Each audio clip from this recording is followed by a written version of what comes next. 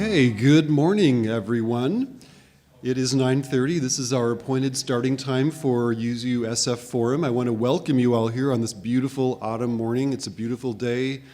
I really feel privileged to be in this amazing space that we have, but especially the community that we have here. Just to be with all of you, it's really, really great. My name is Jeff Peckrell, and my collaborators on presenting the forum and the Human Rights Working Group are Bruce Neuberger, Dolores Perez-Heilbronn, and Melvin Starks over here. If you don't know any of us, all of us, please say hi. We have a slight change of programming today. There was an emergency that came up with our presenter, but we still have a great program for you. You're still going to get the same content, and Dolores will be introducing that in just a minute or two. Before we begin, I just want to do a couple of logistic things. Normally we talk about having Q&A at the end. There won't be an option for that today. It will have to be that way because there's no one. We don't have a live presenter. Come back next Sunday. We have another forum planned for you. We're going to have Tim Paulson. His talk is called Occupy SF 10 Years On. So we'll be revisiting those seminal events of like 12 years ago now, when a movement started around the country and was present here in San Francisco. So now I'd like to introduce Bruce, who will do our Ohlone recognition. Thank you, Bruce. Thank you, Jeff. Good morning, everybody. We, the members of the Unitarian Universalist Society of San Francisco, acknowledge that our community is located on the unceded ancestral homeland of the Ramaytush Ohlone tribes, the original inhabitants of the San Francisco Peninsula. We recognize that we benefit from living and working here, and we affirm their sovereign rights as First Peoples. The Greater Bay Area is also the ancestral territory of the Miwok, Yokuts, Patwin, and other tribes.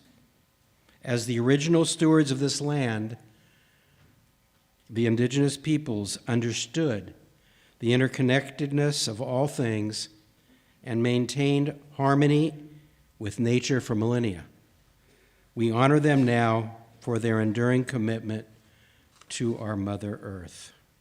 Thank you. Good morning, everybody.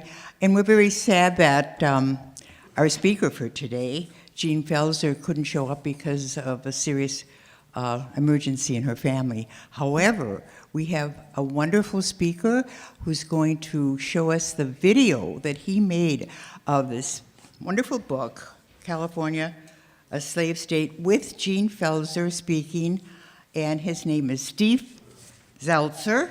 You want to come forward, Steve? And Steve is a labor news producer. Steve is a labor news producer and journalist who has covered labor and technology for decades. He helped build labor media and used the internet and struggles of dockers and longshoremen around the world, and formed labortech.net and the Laborvideo. Another project is of youtube.com labor/video. He also helped form laborfest.net that has an annual labor cultural arts festivity commemorating the 1934 San Francisco General Strike during the month of this July. It also panels on the effects of technology on Uber, Lyft, and other platform workers in the United States and around the world. So, welcome, Steve. You're welcome. Thank you. I'm sorry that Jean couldn't be here because she's a great speaker, and actually we had her twice at LaborFest when she, on her book called Driven Out, which everyone should get, about the history of the attacks on Chinese and Chinese Americans on the West Coast. It's a great book. I wanted to talk about this book just briefly before we introduce the video, because in 1992 we had Howard Zinn at a Laborvideo meeting in San Francisco. We titled it "The Hidden History of the American Working Class."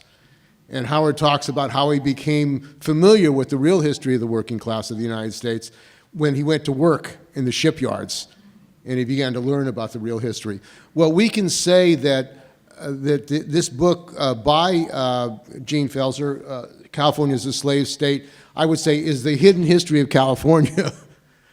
Because for most people, they're completely really unaware of the slavery in California, the formation of the basically slave labor with the plantations, and also the conditions of Chinese women and blacks who were brought to California. As you see, the common knowledge about California is it was a quote-unquote free state. That's what most people in the United States believe, but in reality, it wasn't a free state if you were Native American, if you were Chinese, and if you were black. And that's what Jean brings out in this book, and also the role of imperialism, whether it's the Spanish colonization of Mexico and California, or U.S. imperialism and the wars abroad, and the slavery today in California in the prisons and other places. So without further ado, we can go to the interview that we did with her, and I'm glad we have an opportunity to show that and talk about the book afterwards. Thank you, brothers and sisters. This is Work Week with Steve Zeltzer, and the history of California is very important. It's one of the most important states in the United States. It's like a country, fourth in the world, and California has a tremendous history, which many people don't know about. And one of the people who has gotten to the roots of this history, Jean Pfaelzer, and she's a professor, retiring professor now at the University of Delaware. And she has written a book called California, a Slave State. And we've had her before talking about the history of California again, and the history of slavery, and also the attack on Chinese and the fight against genocide and attacks on the Chinese people in the West Coast. And this history is critical to understand who we are and to understand what's going on as well today for the people of California and the people of the United States. And she's a tremendous author and writer, and she's joining us today to talk about her new book, California Slave State. So welcome to our show, Jean. Oh, it's always good to work with you, Steve. Thank you. So, Jean, you've been writing about the attack on Native Americans, the attack on blacks, the attack on people in California. This California slave state, how did it come about? California, a slave state, began several years ago. It started my sense of what I didn't know is what really launched this book. I went to public high school in LA. I went to Berkeley for my BA and MA, studied with slavery scholars, and had no idea of what had happened in California. It was presumed to be a free state. It was never a free state. And as I was finishing Driven Out, The Forgotten War Against Chinese Americans, I came upon a photo of a young girl behind a cage, and she stared at me through the wires of this cage. She was an enslaved prostitute on Jackson Street in San Francisco. And as I looked at this picture, and I knew from Driven Out that she was a kidnapped and enslaved prostitute, I didn't understand the bigger picture. And as I looked at her and I put her over my desk, I have two daughters. One was in college when I began this. And I kept thinking, what happened to the 13th Amendment? How was there slavery on Jackson Street in San Francisco? And why didn't I know that? So that photograph haunted me as a scholar, as an activist, as a mom whose daughters have been vulnerable. And that was one prompt for me to take this further. The other prompt was a little article I read in the Eureka Times Standard up in Humboldt County in Northern California. And the article said that a 15-year-old girl had just been found.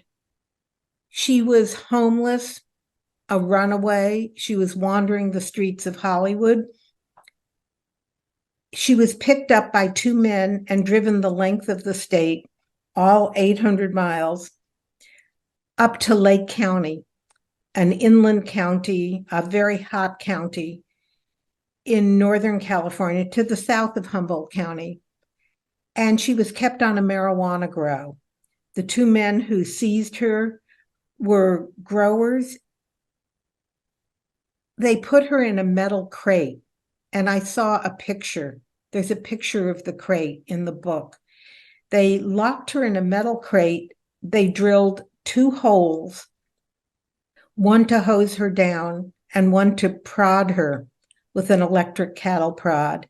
And they let her out to sexually service themselves and a few of the other field workers, and also to trim the buds just at this time of year, early fall, when the cannabis plants are blooming. And she was allowed out to trim the buds. One day, they take her down to Sacramento to do some shopping. And while they're shopping, they lock her in a motel room. This 15-year-old girl sees a telephone, dials 911, and frees herself. And she had been held for 8 months, traumatized, enslaved, abused. And so these two figures of young teenage girls enslaved in California just compelled me and troubled me, and I had to kind of fill in the blanks. And as soon as I started to look, the story of slavery in California is not deeply hidden. It sits right under the surface of what we know. And each time I was in one chapter, it led to another chapter. So it begins with the slavery at the California missions. Then it leads to the first enslaved people transported into California, who were Alaska natives, brought down by the Russians for the otter trade. And it goes from there through enslaved plantation Black workers who were marched across the plains for the gold rush. 2,000, mainly men, but some women too, who were brought out to be servants and to be midwives, who were marched across the plains and taken up to the gold rush country. It goes from there into the prophets of the gold rush, the California Constitution, the law. The first law ever written in California was for the legalization of slavery, the legalization of the kidnap and forced indenture of Native Americans. That's all of the refugees from the genocide that historian Ben Madley so brilliantly catalogs for us. Then it goes into, there's a lot about children. It goes into the Indian boarding schools, which are very much on our minds now, and then into human trafficking, into convict labor. So that's the trajectory of the book, and how one piece led to the next, led to the next. And it sounds like that this question of slavery has to do with economics, has to do with agriculture workers. I mean, the missions in California were about using Native Americans as slaves on their property for the development. I mean, this issue of why you have slavery in California, how it came about, and why it continues today. What is the what is the reason for that? I think in some ways, California cloned what was happening in the plantation South, and it also cloned the laws that were being written in the North, because it was in the North that the mills are processing the cotton that's coming from the South. I didn't know that New York debated seceding because all of that cotton went through the port of New York. With no cotton, the port of New York would have gone bankrupt.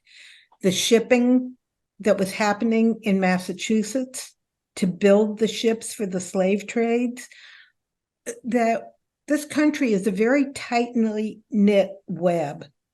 And as California evolves, and we can talk about that, a lot was local, a lot was indigenous. How does California create and need its own forms of free labor, given its ecology, its population, the absolute refusal of Native Americans to choose to do any kind of industrial work. And that population is decimated by the genocide and by disease. So California is particular, but it's got a really good template from the North and the South on how to do this. I think your reference to the economics, the profit of unpaid labor, is part of it. But the other part of it that really I came to understand as I wrote California a Slave State is the various ways the human body is owned and controlled and abused. So it's not only the productive, the laboring, productive body that was enslaved, it was the sexual body, the reproductive body, a child's body, the need for California was very unbalanced. In many periods, it was a masculine state. It was called a bachelor society. And so enslaved women were used for, they were raped, they were used for sex, for forced prostitution, up through modern sex trafficking. So it's always about money, it's always about profit, but it's also about power and control of human beings, of their bodies, of the attempt to control what they know, access to education, every piece of our life. People who are enslaved are not healthy. They're vulnerable to disease, to brutality. So it feeds into the medical system that wants to pretend this isn't happening. The training now to teach healthcare workers how to identify people who are being trafficked, often by their tattoos that they're forced to wear to mark them as tattooed people. So profit, of course, unpaid labor, but it was the total control of a human being's body that becomes part of the definition of slavery in California. And the issue of this history, there's an effort to attack Black history, wokeism. I mean, this whole idea that we have to fight wokeism. And what I think your book is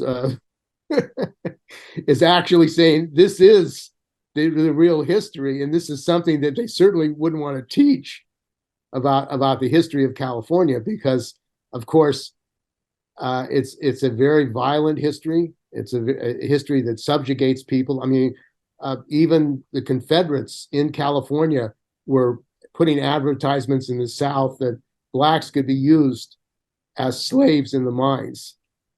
They were recruiting, plantation owners to bring enslaved people, and some of those recruitment ads, the quote, the boosterism, the booster ads, were to really invite people to come, because there wasn't an agricultural labor force here. There wasn't a mercantile or emerging industrial labor force here. But I do want to say, this book is written in twinned chapters. The publicity on it has been magnetized toward the brutality, but each chapter is followed by a chapter about slave revolts, human resilience, human resistance.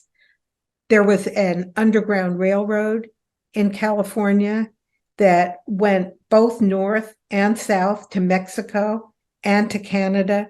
It was very easy to flee into the redwood forests. There are 800 miles of coastline. It wasn't hard to jump on a ship and get away. I didn't know that there were organized slave revolts at the California missions. I didn't know that at Junipero Serra's first and favorite mission in San Diego, where Father Jaime and Junipero Serra have entrapped and starved out, so the Kumeyaay come into the mission and are enslaved, also for conversion.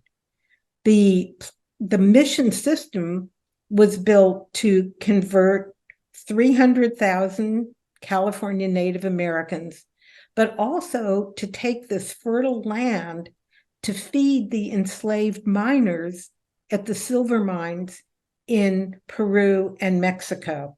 This was a global empire form of slavery.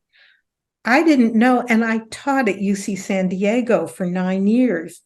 I didn't know that the Kumeyaay tribe, who lived in small clans all around San Diego, from the mesas down to Pacific Beach, where you can get a pizza now, served by somebody on roller skates.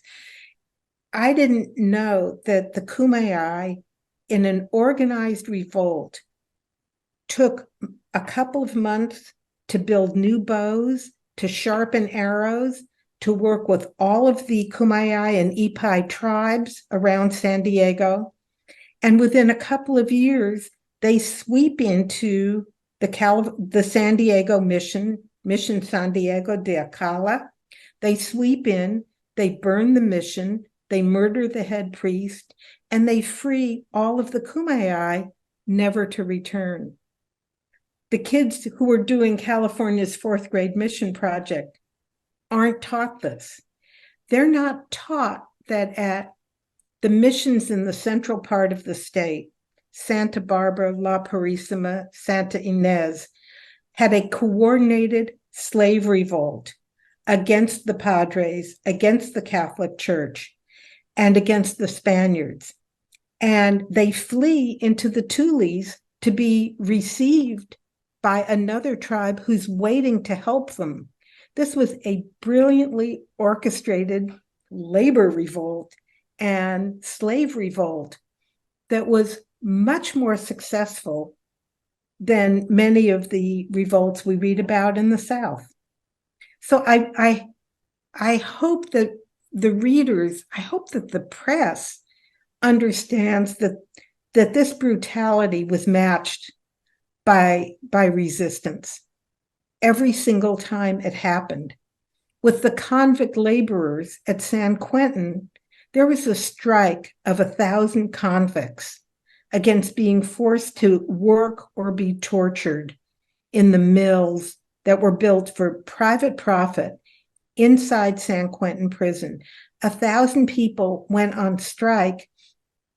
This is 100 years ahead of Attica, and yet it's the same, and the difficulty of organizing a strike within a prison is unimaginable. And the consequences were horrible. So I just want both sides of the story, that this isn't only a victim story, that this is a story of formidable resistance and slave revolts. And you look at the history of California, the land grants. We were talking before about the grab. It was a land grab of land of Native Americans that now the University of California operates, and the role of the university, which is the largest holder of rental property in California, is speculating on basically the homes and covering up this history of California. And it's the university, the public education system, which is as well under attack through privatization and forcing young people to get loans to go to college. They can't afford to go to college. I mean, it's such a rich state, yet the subjugation that continues today is driving people out of their homes. Homelessness right now in People's Park, they're privatizing this park for development. I mean, it seems the exploitation and the theft of people's labor and their lives continues today, right in front of us. I think it's important, the link that you draw between the theft of land and the theft of labor. And in California history, those are twinned, that the enslavement of Native American people goes hand in hand with the genocide of American people. With the genocide of the 1850s, which is now, as I said, legalized in our very first law, the Law for the Government and Protection of the Indian, 1850, just as we become a state. In fact, that law is passed before we're finally ratified to become a state. That with the genocide, the goal was to burn the villages, the Native American villages, and they targeted the men, believing they were the only warriors. So there's a slaughter in particular of the Native American men across California, particularly in the north. And there are women and children in flight on the road. And some of them are seized and taken into the reservations in California. The reservations in California were really underfunded, really remote. Thousands of Native Americans are taken like onto the Klamath Reservation. There was nothing there. And the local tribes, the Yurok, the Hupa, they know this land. They look around and they see that they're underguarded, underfed, and they leave. But their land has been taken. It's the women and the children who are being sold, and some men, off of American military forts and off of the reservations and sold into slavery and bartered across the state, either to work as ranch hands, because Mexico has just given all this land to huge, wealthy landowners like Sutter, like John Sutter, or to work in the new hotels, or to work as servants in new households. So where they are also physically, these women very, very vulnerable, as were the Irish women in New York, the Native American women sent into domestic servitude in California were physically very vulnerable to attack. So the issue of land and the takeover of Native American land segues very quickly into Native American enslavement. And of course, this is not just in California, the history of the United States. And George Washington, who was a land surveyor and was supporting taking over native land there. I mean, it seems like this hidden history of how this country came about and the class that developed that in the Constitution allowed for slavery to keep the slaves. I mean, it seems that structurally it still is a system in which property and land and wealth are primary. In one of the most important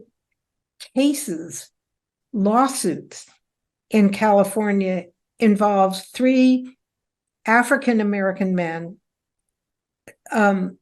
it's called the Perkins case.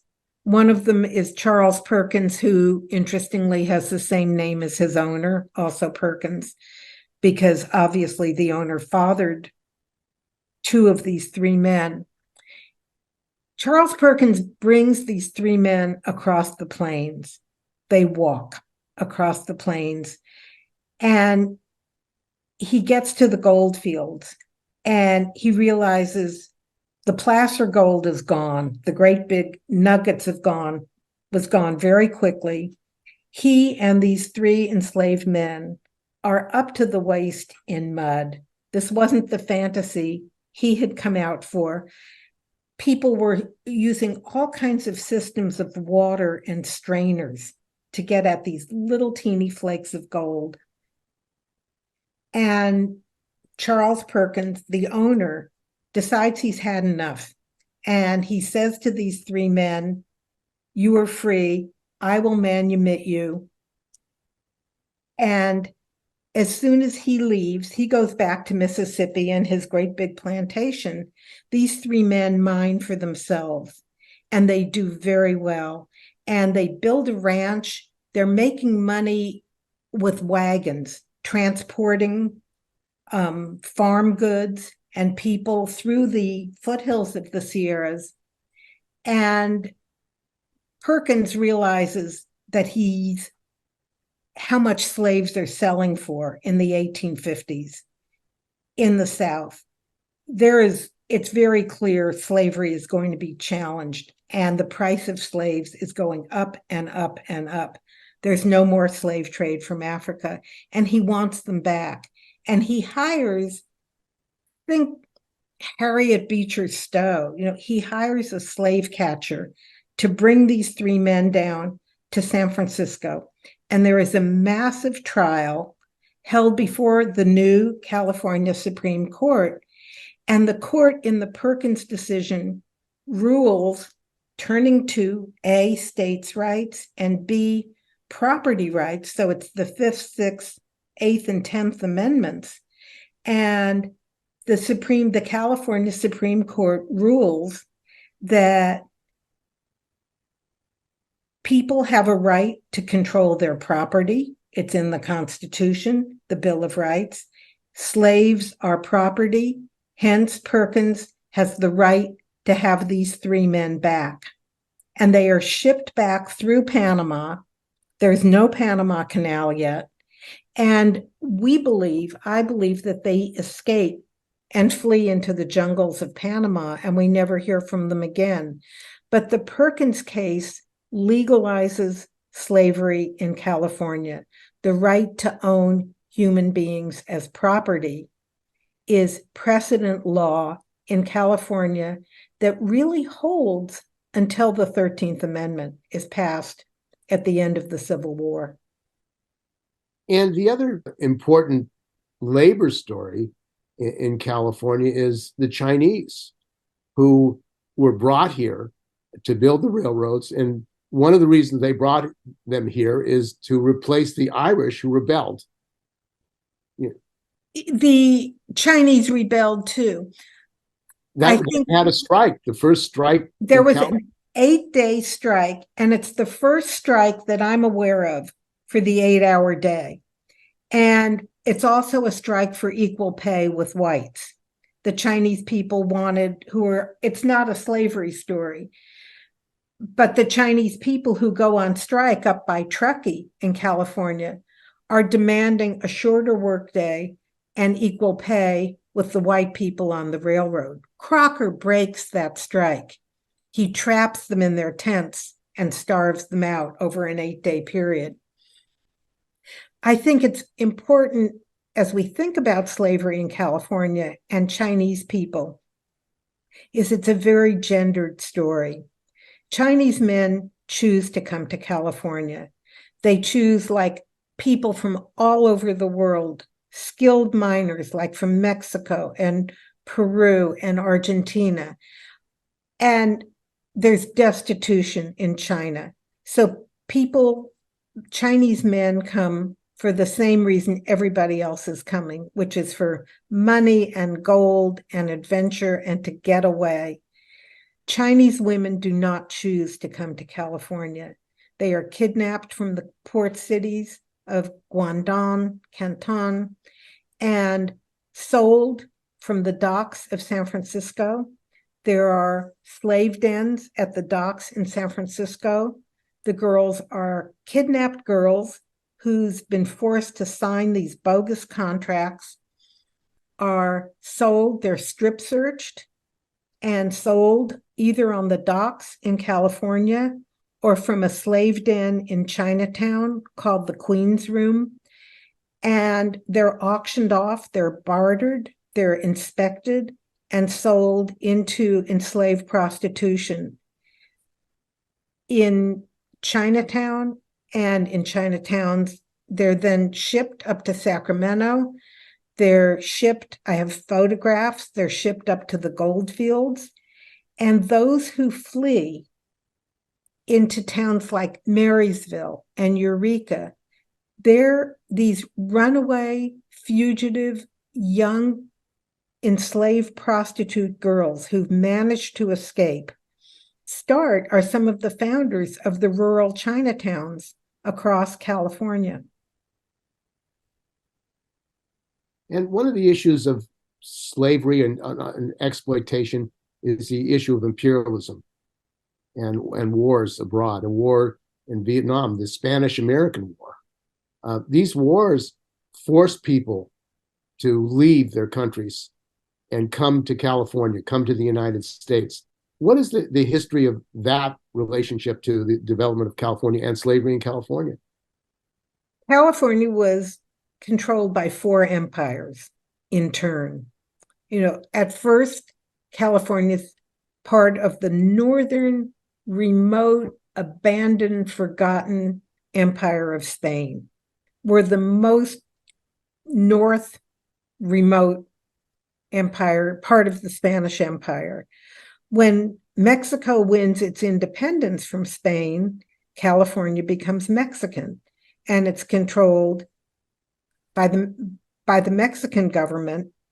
And the first thing Mexico wants to do is get rid of the missions. They're not on this conversion project. They're not trying to feed the miners in Peru and Mexico. What they want is the land. And they do this vast distribution of California agrarian land. The first land they want is the mission land because it's already been partially cultivated. And to get this land, all you have to do is be very wealthy, to have a private army, and these ranchers all have private armies, and you have to prove, like John Sutter does, that he's a Catholic. So this Swiss dude instantly converts to Catholicism and gets 16,000 acres in land from the Mexican government. John Sutter discovers that there's much more money in being a slave broker than in starting ranches with no labor force. And he becomes the slave broker surrounding Sacramento. So he is kidnapping, containing, selling, and he preferred to lease Native Americans so he could get them back from Sutter's Fort, where we think Sutter's Ranch was all about gold being discovered upriver. It was a massive slave plantation. John Sutter always kept 20 women. He called them his harem. He kept 20 women for his enslaved Native American women for his own use. But he's renting them out to all of the big ranchers, or they're going off. People like Vallejo, Berryessa, they go off on their own campaigns to seize Native Americans. They're mainly looking for men to start their vast, vast ranches that have been given to them by Mexico. When we beat Mexico in the war against Mexico, or sometimes called the Mexican-American War, in 1848, there's this treaty that's one of the core documents for Mexican Americans, Latinx, Chicano people, the Treaty of Guadalupe Hidalgo. In that treaty, we give we take the top half of Mexico, Utah, New Mexico, Texas, California, Arizona. We take that top third. In the Treaty of Guadalupe Hidalgo is the guarantee that Indians will still be citizens and they will have the right to vote. They will be free and they will have the right to vote. Of course, we don't honor that part of the Treaty of Guadalupe Hidalgo. So that's the second. Well, actually, it's the third empire. The second is Russia, that Russia is kidnapping Alaska natives and crossing the Bering Straits for the otter trade, bringing Alaska natives and their kayaks and Alaska native women. They're the only ones who can stitch these beautiful thin skin kayaks low to the water that you need to trap a very smart little sea mammal. So there's the Spanish, the Russians are coming down, they're colliding with the Spanish. Then the Mexicans come. We beat Mexico in a brutal war against Mexico, Empire War. That war is about getting land to expand slavery into the West. The Mexican-American War, one of its main intentions was to seize this land. We don't know what to do with it. The South wants it to take slavery west because cotton and tobacco have ruined and depleted the Southern soil. They have to expand for slavery and profit from cotton and tobacco. A lot of slaveholders who are going to bring slaves into California don't bother to transport them until they get to Texas, because they can buy enslaved people in Texas. There are 200,000 quickly enslaved Black people in Texas. It's easier for these plantation owners to shop for them in Texas and just finish the rest of the trip. So it's an empire story. It's a global story.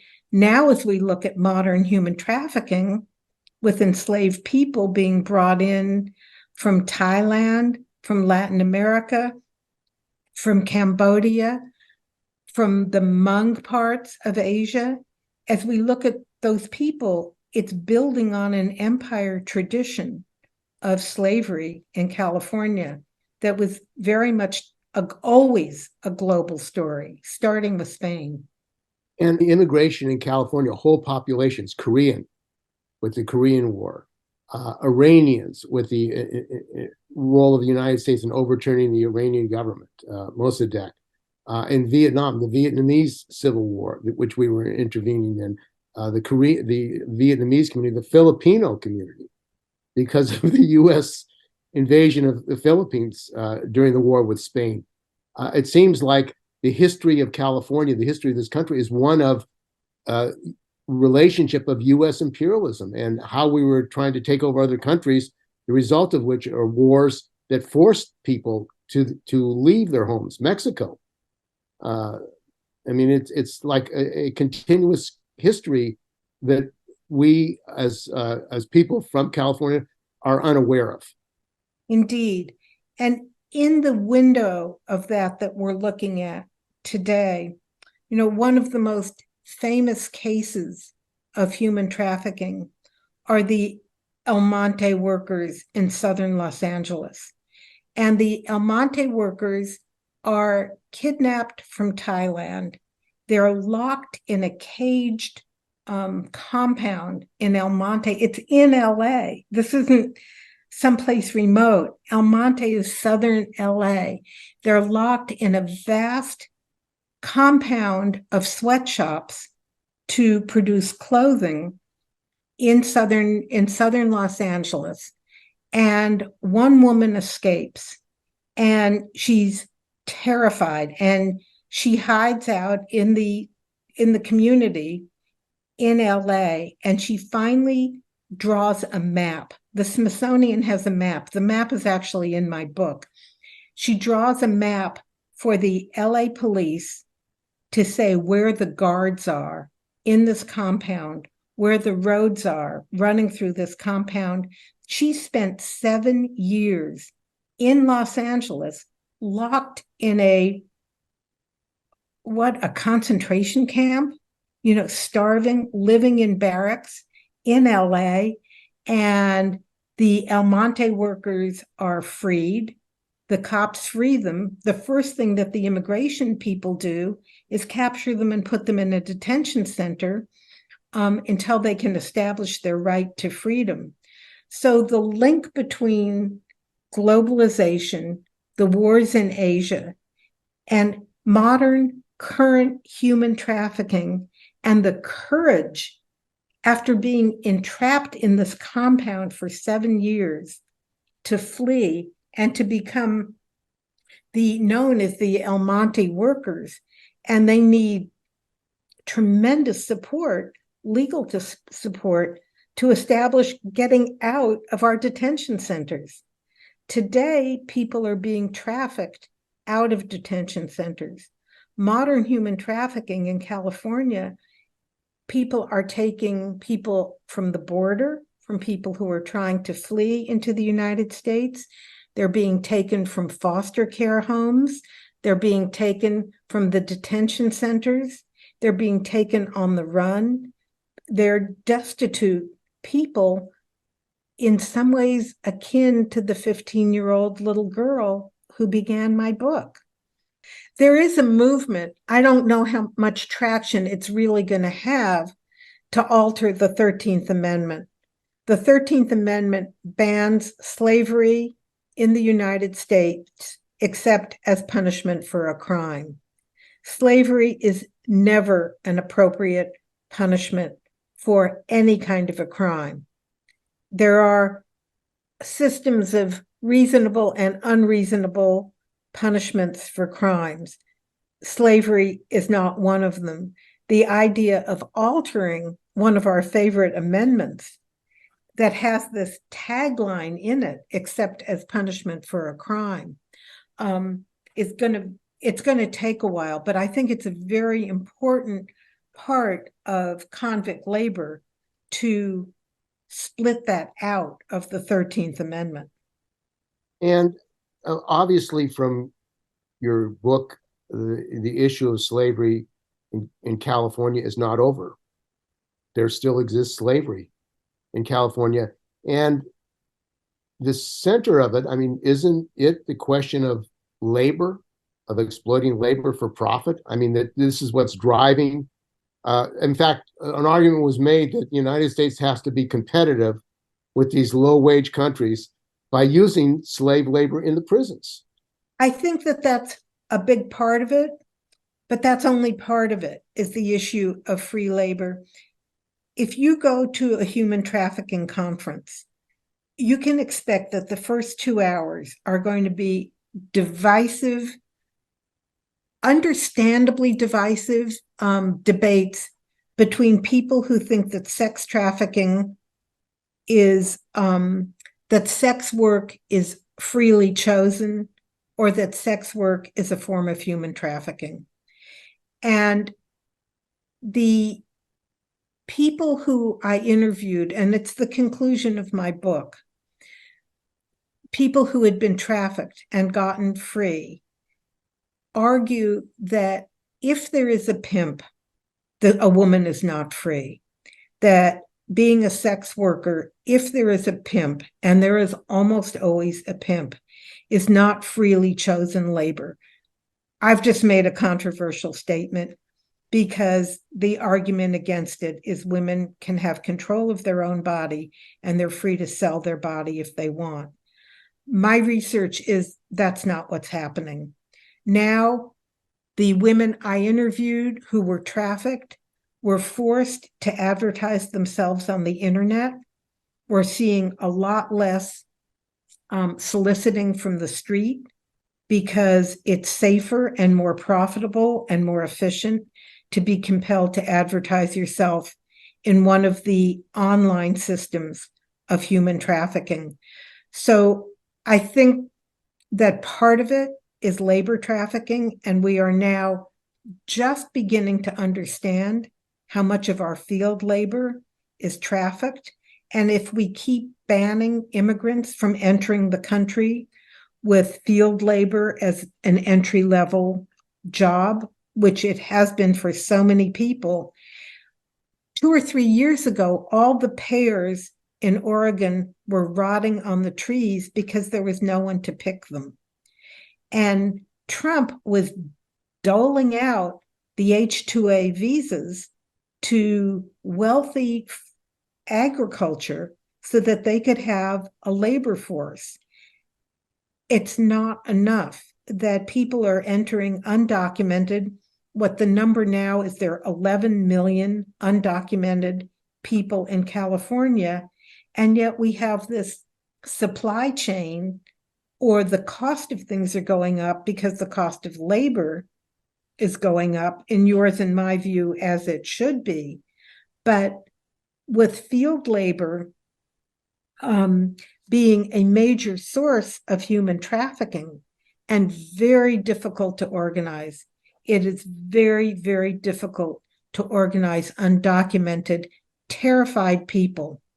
If we think about reparations for slavery, and maybe that's a good place to move or end our conversation. If we think about reparations, different groups of people want different things, but one of the things that people want is not just a check. They want a visa. They want a green card so that they can stay here safely.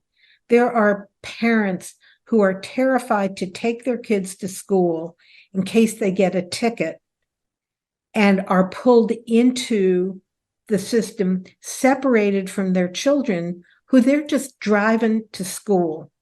The insidiousness and the link between our immigration policy and human bondage and slavery is acute, and it needs to be exposed. Well, I want to thank you very much, Jean, for going over this book. It's I think, major contribution to the people of California, the people of this country, to look at the real history of not only our past, but our present. And I think that's the value of this thing. This is not just about our past. This is a reality today, and we have to understand that reality in order to go forward. That is critical. Thank you. And again, this is a great, great book. I urge everyone to get a copy of it. And we have to bring it to the schools. It should be in education in California. It should be in education classes all over the country. Jean, as she said, really did not learn to me. She didn't. She said to me that she didn't learn about this history even though she was in college. Imagine that. You're in college in California and you don't learn about this history. Missionaries built shelter to hide from revolts from the native people. So this is another example of what the author is revealing. One great irony to this history of California slavery is that the native people of California pinned to European invasion, prior to the European invasion, were consciously anti-slavery, according to the book One Dawn of Everything. So, yeah, the Native American people took people in. In fact, African Americans became part of tribes. And there was a unity between the blacks who were escaping slavery and joining Native American tribes. And of course, people have heard of the Buffalo Soldiers. And these were black soldiers who were used to attack Native American in the land. So they used black people as in the past to pit them against, Native Americans and other minorities, use them as they do the military. Look at the military, which is large numbers of oppressed people, black and brown people, are used by the U.S. military to oppress and overthrow peoples in other countries. So do we have any more questions? That is anybody? I have one question from Karen. Your mic is on. I have one question from Karen McGuire-McGoon, and that is, in the reparations discussion that has been held by the SUPs, they seem to frame it around African Americans, but why wouldn't it, given the history that we've all been talking about, it be open to not just African Americans, but all the other exploited labor, slave trade kind of labor?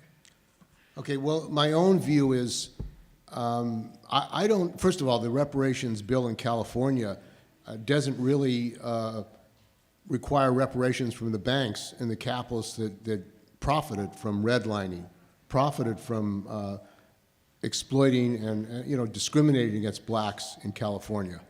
The banks in San Francisco refused to give loans for black workers to get homes in San Francisco. Are they being held accountable? No, and the reason is that would require a fight against capital, the capitalists, the billionaires. My own view is I'm for compensation, I'm for justice, but you have to look at what's happening, for example, in public education, quote unquote reparations. They're closing down City College. City College is being sold off, a Marina campus, different campuses are being, they had a nursing program, they're attacking that. Basic right to a public education is under threat in California. And CSU is raising the fees. $6,000 it costs to go to CSU. It used to be used to be free in California. The master plan in California said that working people and their children have a right to a free public education. That used to be a right in California. What's happened? What's happened is privatization. What's happened is that education is treated as a commodity, not as a basic human right, as health care. So what that means is that young people now, black, brown, white, have to go into debt to go to college. That's outrageous in this state with so many billionaires, multi-billionaires. And the reason is the Democrats, in my view, the Democrats and Republicans represent the billionaires. They could have, they refuse to even have an oil depletion tax to fund public education. I mean, imagine that. You can't even, Alaska, Texas has an oil depletion tax. We can't have an oil depletion tax in California. And I talked to Ting rather, about why they didn't fight for that in the legislature. He said, you go out and get the signatures. This is what he told me, Ting. So in other words, the legislature, the Democratic Party legislature, don't want to make the billionaires pay because they are controlled by them. You have to look at what's going on in San Francisco with Cruise and these autonomous cars, robo-cars, that are going to put millions of people out of work. The California Public Utility Commission approved it, as well as the Department of Motor Vehicles. These cars, they haven't been tested. There's no examination. What is the social cost? We have homeless in San Francisco, and you're going to have more homeless as they're thrown out of work. But the system really says we don't really care. It's a profit, more profit. That's what we're concerned about, and that's really destroying our city and destroying our country. This is from someone who has had a lot of experience with labor. I was recently in Salinas visiting crews in the fields and found that many workers are H2A, what were once called braceros. Do you have any idea how widespread this is in California and in the Southwest? I mean, there's a, I'm not an expert in this, but there are large numbers of farm workers who are brought in under these visa qualifications. And, the idea of NAFTA, for example, let's open up capital. Capital can cross borders, but workers can't cross borders. What happened in NAFTA, this is an example, a crime really, is that it privatized the ejidos, the rural lands in Mexico, where farmers, indigenous farmers, lived.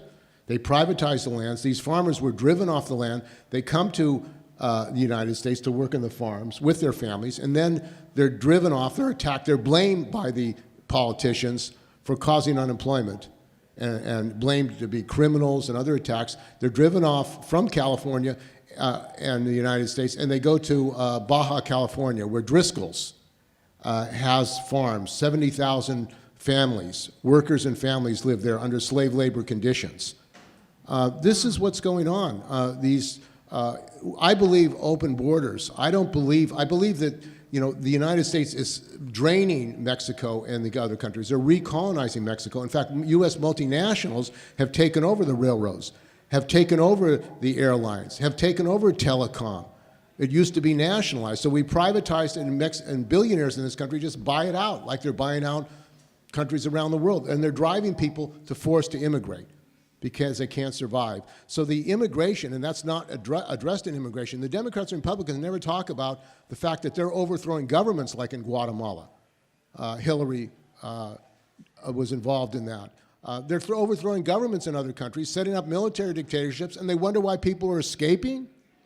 The gangs in El Salvador was the result of the United States intervention in El Salvador, in the civil war in El Salvador, to support a reactionary, corrupt landlord class in El Salvador. So this is a history of U.S. intervention which leads to forced immigration. It's migration. In fact, the war in Iraq was a mass migration. When we look at the rise of fascism and the attack on immigrants, who caused that? Who caused the rise of millions of people, millions and millions of people forced from their homes in Libya, in Iraq, in Syria? It was U.S. intervention, French intervention, imperialism brought those wars about. And millions of people have to escape their homes. And then they're blamed, and they're used by the right-wingers and fascists. They're the cause of the problem. No, it's a system that makes profit from war. That's what we're really talking about.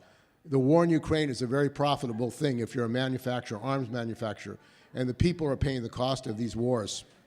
And that's something that is happened throughout history in the United States. It's a military-industrial complex. Another question.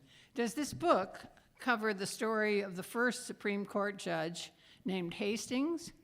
A law school here in San Francisco was named after him. He killed Native Americans too.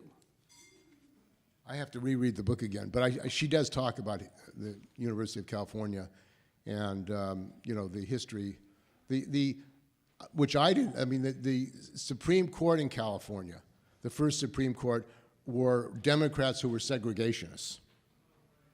They supported segregation, and that's why they ruled for the slave owners in these court cases.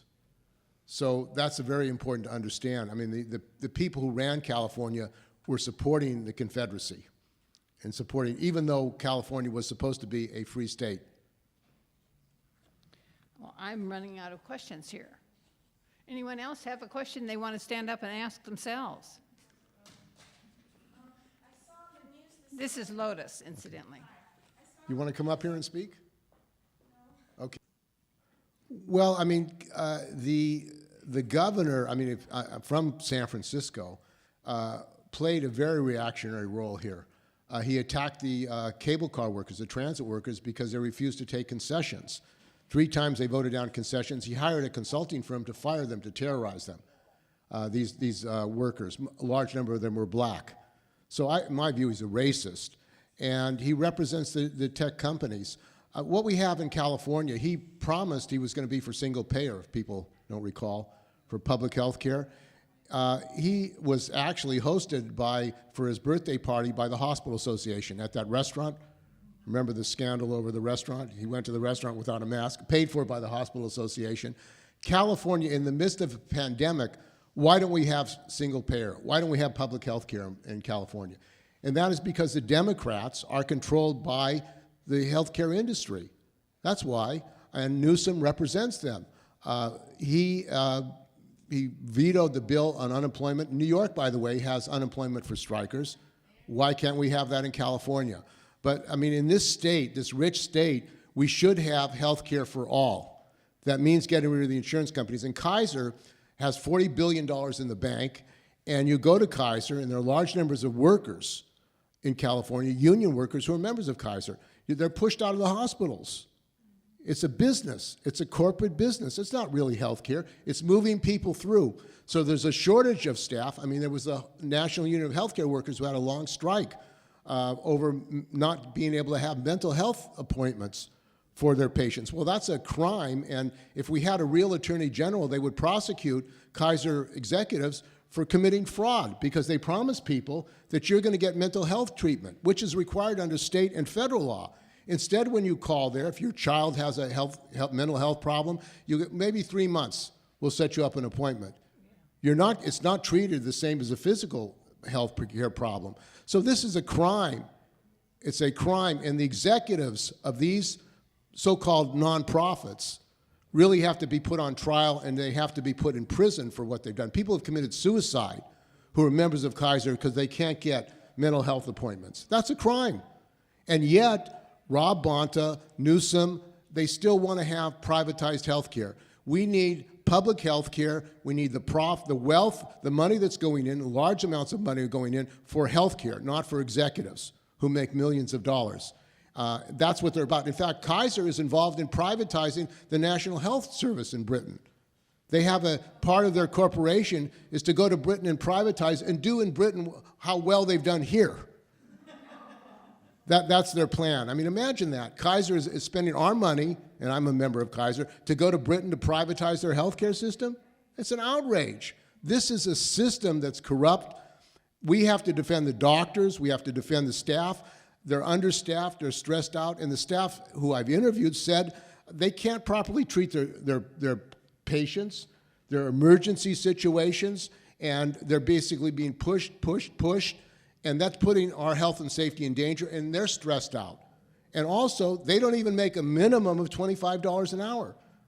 I mean, you think in California, for a rich corporation like Kaiser, you could pay $25 an hour? That's one of their demands. Now, I would have to say that the unions are not fighting for health care for all.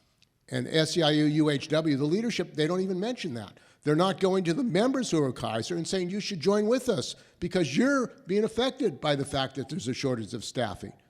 So we have to demand that these unions take up the fight for public health care and put these executives out of business and have it run as a public institution for health care for all. So all of us can be covered. When you lose your job, you lose your health care or you get COBRA.